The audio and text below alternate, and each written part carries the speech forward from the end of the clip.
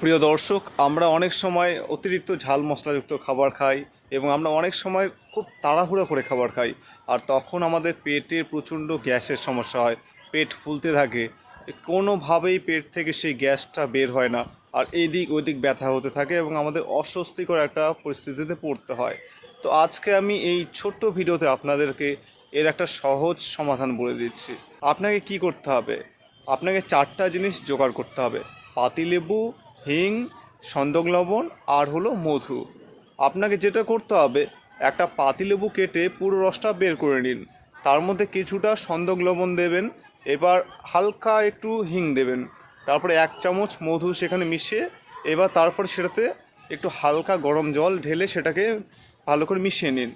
এবার এটাকে আপনি সহজভাবে পান করে নিন। দেখবেন কিছুক্ষণের মধ্যেই আপনার পেটের গ্যাসগুলো সব বেরিয়ে গেছে এবং আপনি স্বস্তি অনুভব করবেন।